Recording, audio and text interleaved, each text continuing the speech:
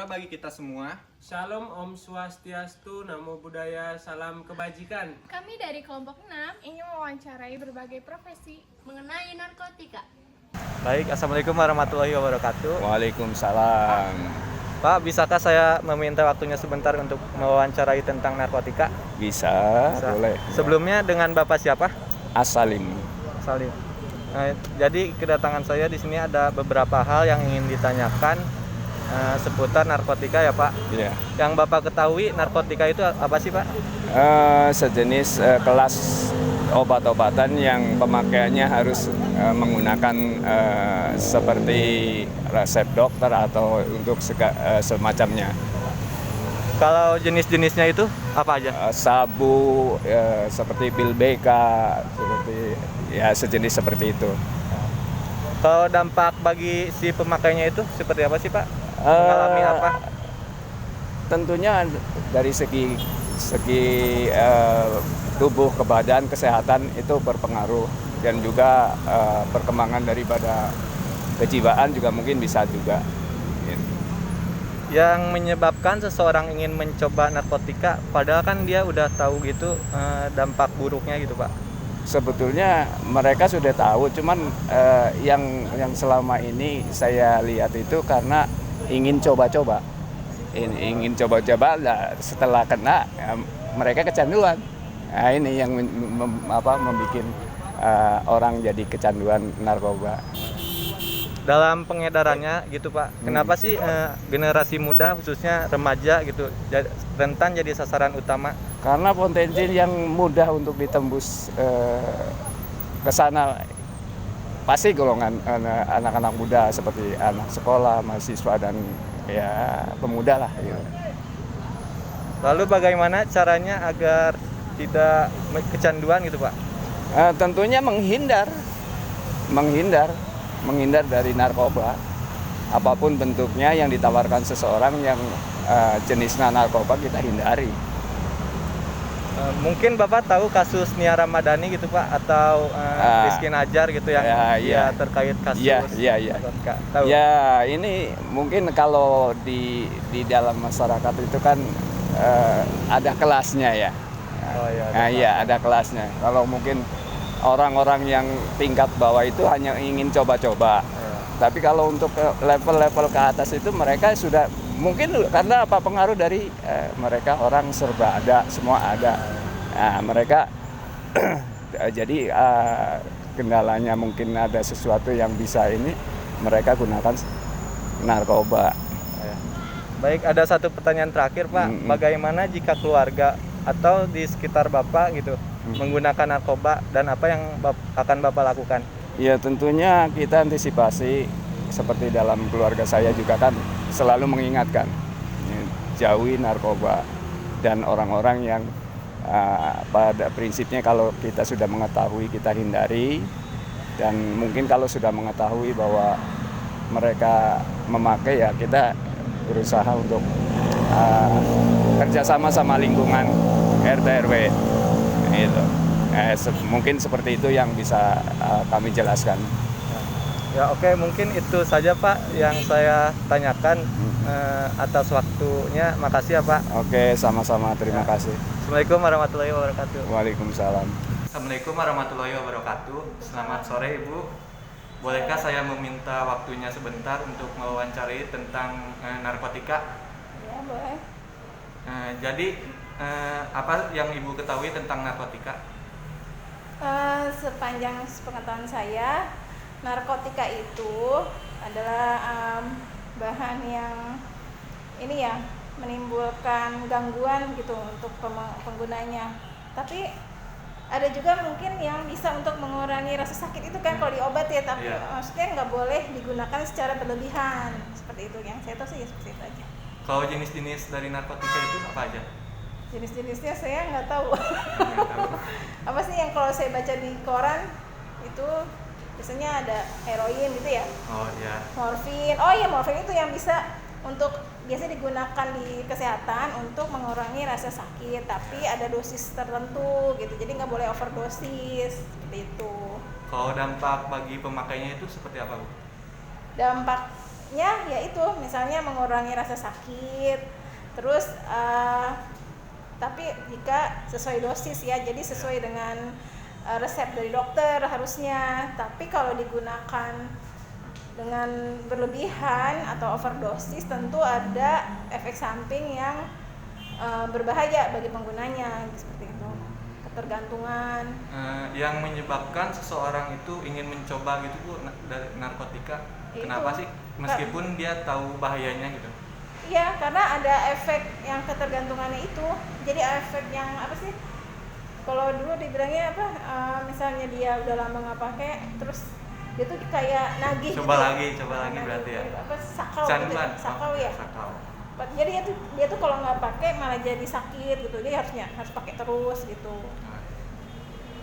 Di dalam pengedarannya kenapa generasi muda khususnya remaja gitu lebih rentan gitu menjadi sasaran utama dalam pengedarannya? Ya itu justru memang target dari pengedarnya kayaknya. Memang itu kan salah satu narkotika ini kan perdagangan yang ini ya, untungnya mungkin besar ya buat mafia-mafianya gitulah mungkin ya. Jadi targetnya ke anak muda awalnya dikasih sedikit gratis, terus akhirnya suruh beli sampai dia ketergantungan harus beli yang banyak, mungkin dia akhirnya overdosis seperti itu.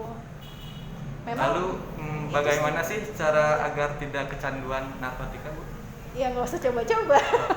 Intinya jangan mencoba berarti ya? Iya. Ntar mungkin berkelanjutan nantinya. Kan memang kalau anak muda kan jiwanya lagi masih penasaran ya. Labil deh Bu, masa pengen coba-coba ya. Tapi harusnya coba-cobanya yang positif, jangan yang negatif. Ibu mungkin tahu kasus Nia Ramadhani atau Rizky Najar gitu yang terkait dalam kasus ini terjerat narkotika? Gimana? Ya tahu. Pendapat Ibu bagaimana Bu? Mungkin karena ini aja ya, apa sih namanya, mereka kelebihan materi mungkin ya. Iya. Kan karena public figure juga gitu Bu, harusnya kan memberi contoh yang baik. Oh iya, masalah itu ya kan kembali ke orangnya lagi. Mungkin dia selama pandemi kan stres di rumah tuh, dia juga akhirnya untuk mengatasi stresnya mungkin menggunakan bahan-bahan itu, tapi akhirnya ketergantungan gitu ya. Oh, iya. Terus sedangkan kita sebenarnya bisa untuk mengatasi kecemasan atau stres tuh jangan pakai itu, sebenarnya bisa dengan cara melakukan kegiatan yang lain yang lebih bermanfaat gitu.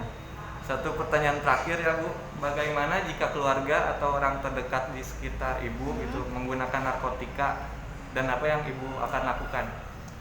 Mungkin yang pertama ya dirangkul dulu ya, maksudnya supaya dia nggak langsung menjauh gitu, kita ajak ngobrol dengan kekeluargaan gitu.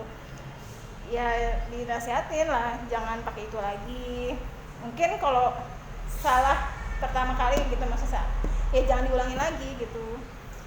Terus mungkin kalau perlu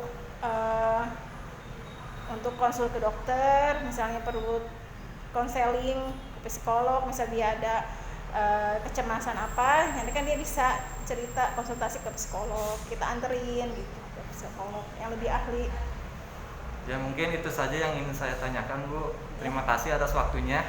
Ya, makasih. Assalamualaikum warahmatullahi wabarakatuh. Waalaikumsalam warahmatullahi wabarakatuh. Selamat siang Bapak, perkenalkan nama saya Tanzila Mandarita. Saya mau wawancari Bapak. Atas nama siapa Bapak? Atas nama Muhammad Hussein. Saya mau nanyakan pertanyaan tentang narkotika. Apa yang Bapak tahu tentang narkotika ya? Narkotika sangat berbahaya untuk anak-anak, apalagi untuk dewasa, untuk anak-anak. Itu sangat berbahaya dan tidak untuk dicoba. Untuk yang belum, untuk yang sudah ya bisa berhenti lah. Karena dampaknya panjang. Apa yang Bapak tahu tentang jenis narkotika itu kan banyak ya Pak ya? Iya. Tahu Bapak apa aja nih? Yang saya tahu ya banyak lah, kayak sabu-sabu, putau, ecstasy, minuman. Kalau minuman ya paling itu aja sih, sabu-sabu paling. Yang sering didengar ya sabu-sabu ya Pak? Iya, siap. Kalau dampaknya nih, kalau yang Bapak tahu dampaknya pemakai itu setelah pakai narkoba itu apa?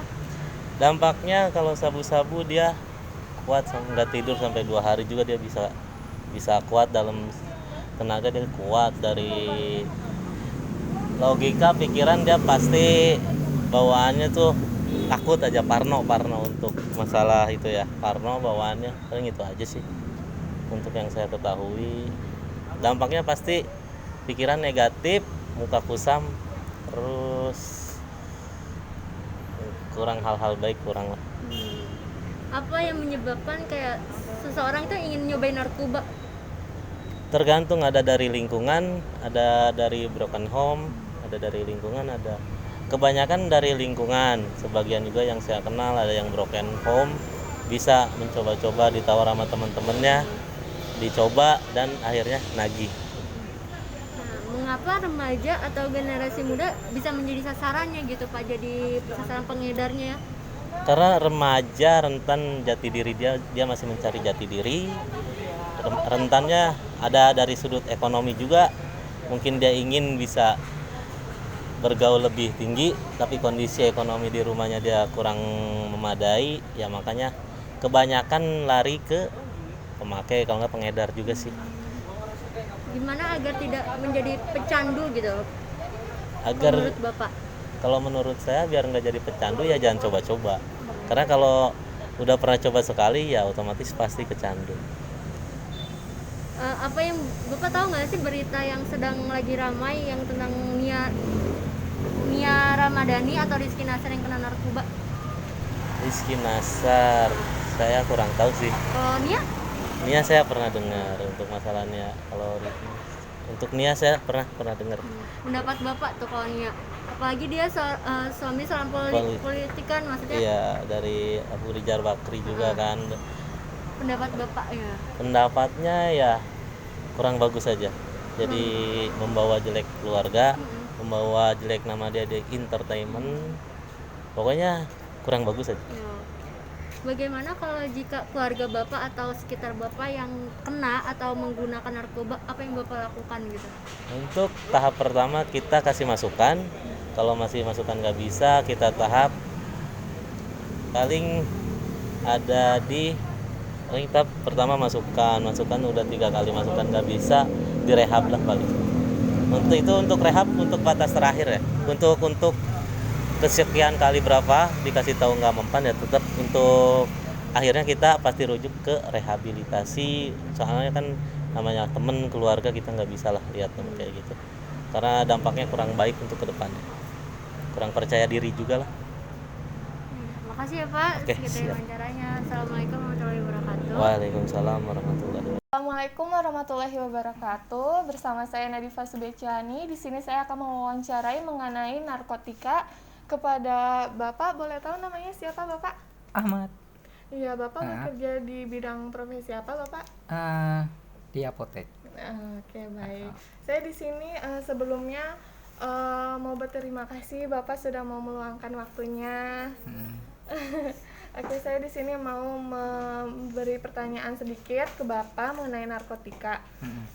Bapak, apa yang Bapak tahu mengenai narkotika? Narkotika itu obat kan? Sebetulnya obat ya. Jadi kalau dia mempengaruhi susunan saraf pusat.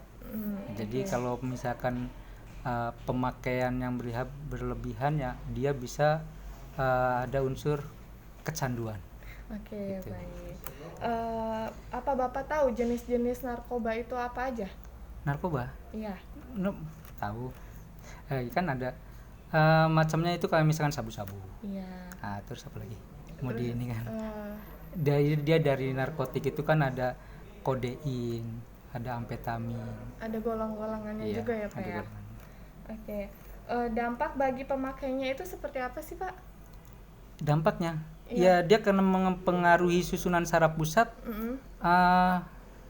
Narkotik itu kan ada yang membuat dia bersemangat, ada yang membuat dia diam gitu kan. Nah jadi ya dampaknya jelas akan mempengaruhi susunan saraf pusat dan lama kelamaan dia akan menjadi candu, jadinya ya kayak linglung gitu kan. Oke. Apa yang menyebabkan seseorang ingin mencoba narkotika Pak? walaupun dia udah tahu nih bahayanya narkotika itu seperti apa? Biasanya dari tekanan kerja. Biasanya dari lingkungan, hubungan teman gitu kan. Tapi tergantung orangnya sih, kalau dia sudah tahu akibatnya ya nggak itu juga. Apalagi kan sekarang ada ketentuan hukum. Kalau dia tahu ketentuan hukumnya ya dia nggak berani coba-coba lah. Iya, seharusnya gitu ya Pak ya. Oke, kan mengapa nih Pak remaja atau generasi muda itu bisa menjadi sasaran utama bagi pengedaran narkoba? Kan kebanyakan yang ngedarin narkoba tuh masih muda-muda ya Pak. Karena kan kalau remaja itu kan dia masih masih ingin menunjukkan jati dirinya. Jadi dia masih ikut ke bawah, masih labil lah, belum itu kan. Nah dia masih menganggap dia saya nih menunjukkan dirinya itu loh. Jadi masih mencari jati dirinya. Nanti ya kalau dia terus kejerumus gitu ya nanti dia akan selamanya di situ, karena susah kan untuk pemberhentian narkoba dia. Iya. Oke. Menurut Bapak, bagaimana cara agar tidak lagi kecanduan narkoba? Biasanya dengan cara apa sih? Dengan cara yang yang di RSKO itu loh. Direhabilitasi. Direhab itu. Terus juga itu kan kalau di rehab itu kan dia bukannya berhenti total. Iya. Dia tetap dikasih tapi dosisnya diturunkan lama-lama nol kan dia bisa hilang. Tapi kalau sistem narkoba itu kalau langsung berhenti ya dia akan ada gangguan di susunan sarafnya. Oke. Bapak tahu gak mengenai kasus Nia Ramadhani atau Rizky Nazar yang terjerat kasus narkoba? Bapak tahu? Kenapa tuh? Saya nggak tahu. Saya nggak tahu ya. Nggak update. Oke. Baik.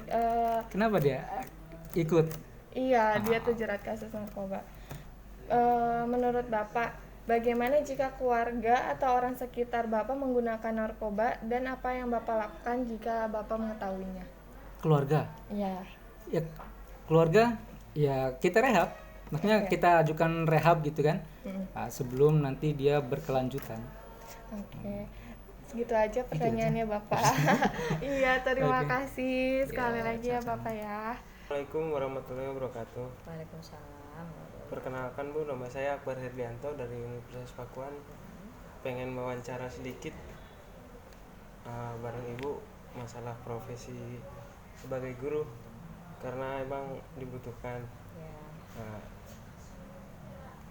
Saya pengen bertanya apa yang Ibu ketahui tentang narkotika itu Bu? Kalau narkotika menurut saya itu adalah zat adiktif yang memang tidak boleh dipergunakan secara cuma-cuma karena efek sampingnya akan amat sangat besar gitu, termasuk terhadap badan kita sendiri ya, untuk tubuh kita sendiri.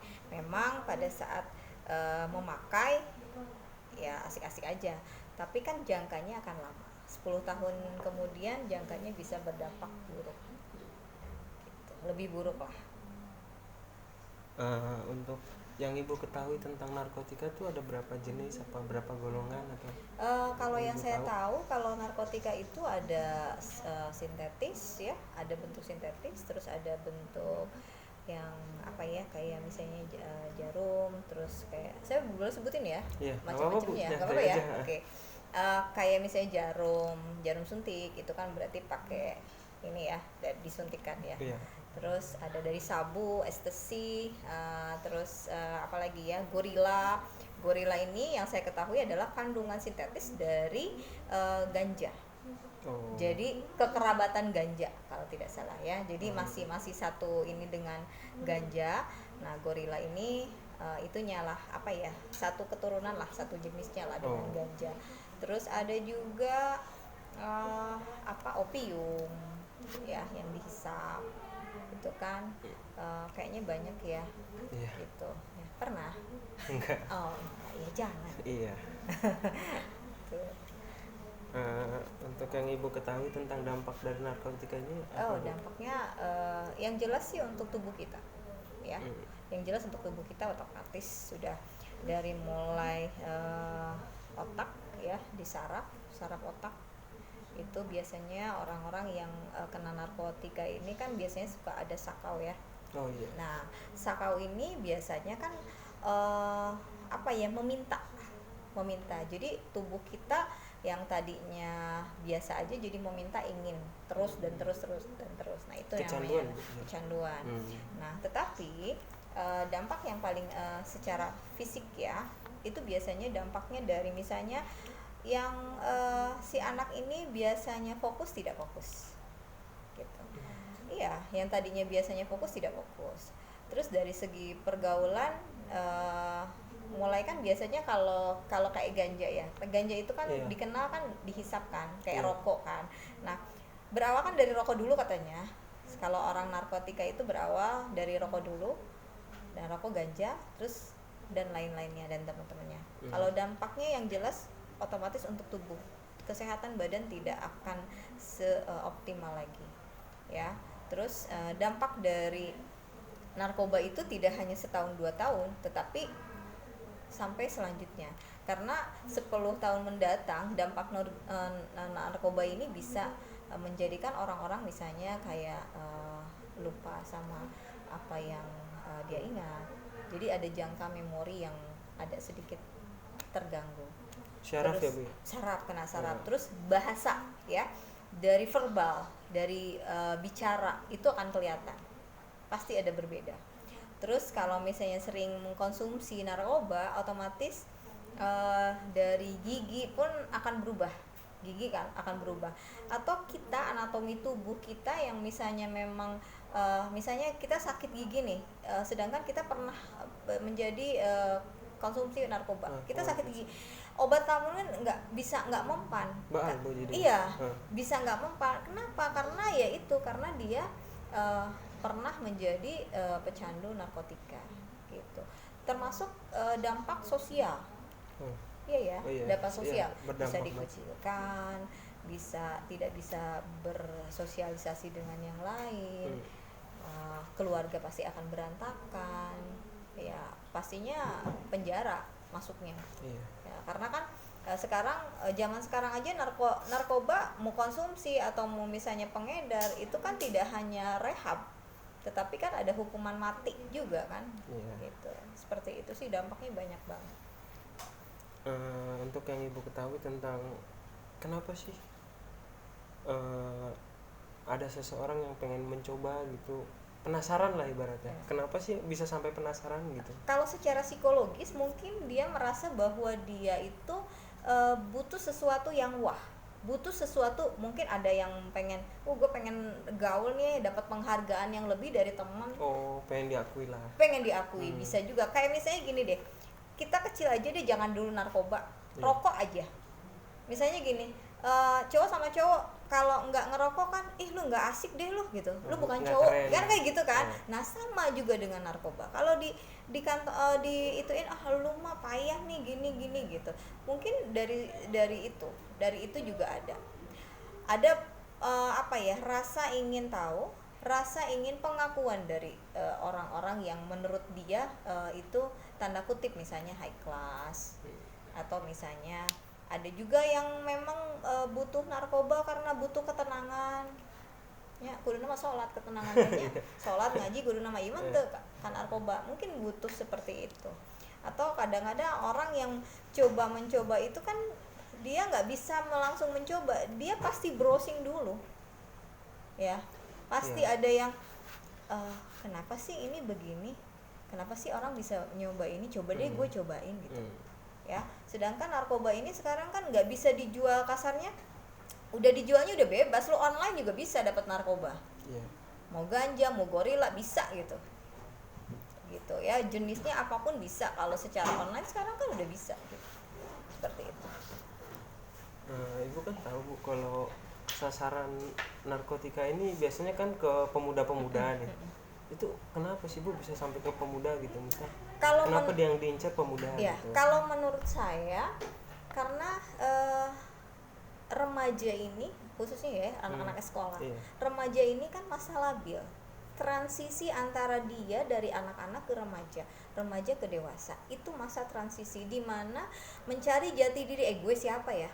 Aku ini siapa? Itu yang saya tahu ya. Jadi mereka merasa bahwa ini gue ini harus jadi apa ya? Gue pengen tahu nih diri gue ini gimana nih gitu. Gue bisa diakui sama orang nih, gue harus gimana gitu? Apakah gue harus icip narkoba atau no drug no narkoba gitu. Ya Bu, menurut Ibu gimana sih caranya biar nggak jadi pecandu narkotika ini? Kalau tidak boleh jadi pecandu, minimal tidak boleh menyentuh narkoba. Iya kan? Kalau sudah jadi pecandu, otomatis orang itu sudah pernah mencoba narkoba. Nah sekarang kita harus membentengi diri kita. Bagaimana cara kita bergaul. Jadi setiap manusia itu harus punya defense mechanism, jadi pertahanan diri secara psikologis ya. Maaf kalau saya bukan so tahu, tapi saya tahu gitu. Karena buat saya setiap manusia punya defense mechanism, cuman caranya berbeda gitu. Yang pertama harus dari agama. Komunikasi di keluarga harus lengkap, harus kuat. Agama, terus didikannya juga, terus bentengnya dari semua itu tidak hanya agama tetapi orang tua, keluarga inti yang jelas. Karena kadangkala orang bisa keluar, bisa icip narkoba, itu tidak ada penghargaan dari keluarga sendiri, tidak diakui. Jadi dia mencoba-coba, ada yang apa sih nawarin, lu mau nggak? Atau misalnya dia nggak tahu loh kalau itu isinya narkoba, karena jenisnya beda sekarang aja. Kalau misalnya anak-anak itu ada lagi yang dibilang tramadol itu termasuk narkoba. Gitu. Nah itu sebenarnya jenis macam-macam gitu loh. Makanya saya bilang ekstasi apa segala macam. Cuman kalau misalnya kayak tramadol ini kan dia sebenarnya untuk penahan sakit, yang untuk hamil. Gitu. Disalahgunakan berarti. Iya, ayeuna kieu ekstasi obat naon? Anjing gila gitu diminum gitu kan. Itu kan. Nah, itu harus pembelajaran dia untuk ke farmasi, dia harus lebih tahu kandungannya apa.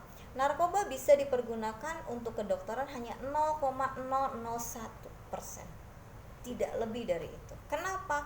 Karena kalau lebih dari itu jatuhnya akan kecanduan. Gitu. Kayak misalnya orang-orang yang gila ya. Orang gila ini tahapannya beda ya. Ada gila secara ya gila biasa, ada skizofrenia. Mereka kalau untuk secara terapi pakai kandungan itu nggak ada, sedikit sekali.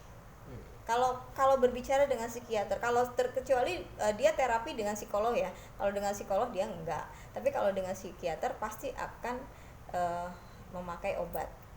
Gitu. Di situ ada nggak kandungannya untuk penenang?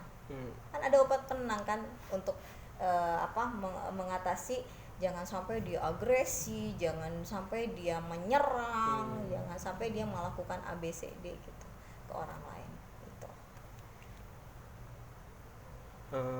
Untuk Ibu sendiri punya pendapat nggak Bu tentang artis-artis yang kayak Rizky Nazar gitu yang mencicipi narkoba itu kan ganja kemarin ya kalau dia memberita itu. Iya. Pendapatnya gimana Bu? Kalau saya berpendapat bahwa figur adalah seseorang yang memang harusnya dilihat secara baik, bukan figur yang tidak dilihat tidak baik. Harusnya mereka punya defense-nya, mekanismenya itu lebih dari kita masyarakat ya, lebih dari netizen lah kasarnya gitu. Sekarang kalau misalnya saya terus terang aja dengan figur artis ABCD yang masuk, yang kena narkoba dan sebagainya, buat saya itu hal bodoh yang mereka lakukan. Kenapa? Image jadi jatuh kan. Orang berpikir ini kan nggak mungkin ya si Rizky ini, nggak mungkin karena anaknya kelihatannya baik gitu. Tapi saya udah tahu dari mata lu pasti pakai gitu. Gitu. Jadi buat saya kalau misalnya mau jadi seorang figur atau misalnya orang tokoh gitu, tokoh yang memang masyarakat bisa tahu, jadilah tokoh yang terbaik buat masyarakat, jadilah contoh yang terbaik gitu.